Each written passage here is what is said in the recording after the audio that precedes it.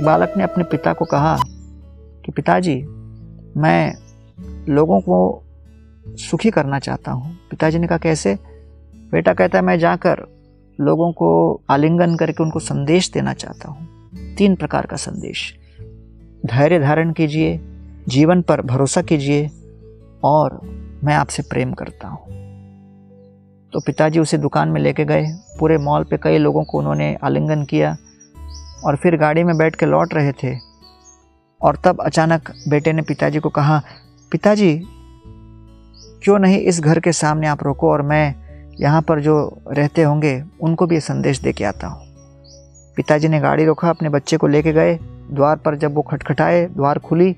एक बूढ़ी महिला, वयोवृद्ध महिला वहाँ खड़ी थी और पुत्र ने मुस्कुराते हुए जोर से कहा, देखिए, आप धीरज रखिए, जीवन पर भरोसा कीजिए और मैं आपसे प्रेम करता हूँ।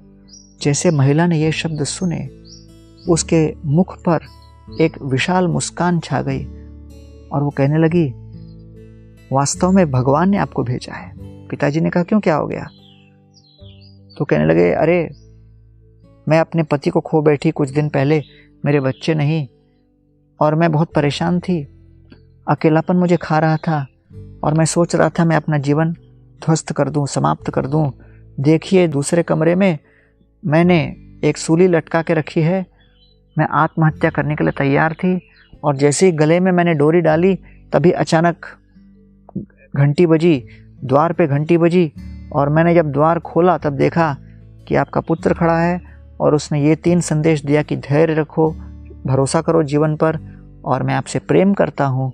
तो मुझे विश्वास हो गया कि पूरे जगत में कोई एक व्यक्ति तो है जो मेरे साथ संबंध स्थापित करना चाहता है, मेरा प्रोत्साहन कर रहा है। और ये आशा की किरण डूबते के लिए तिनके का सहारा बन गई है और मैं फिर जीना आरंभ करूंगी।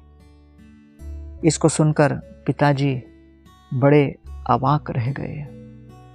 तेषाम् अहं समुद्धर्ता मृत्यु संसार सागरात् भवामि न चिरात् पार्थ मय्या वेशित चेतसाम। इस जगत में कोई भी डूबते हुए व्यक्ति के लिए भगवान कहते हैं, मैं आपका उद्धारक बनूंगा।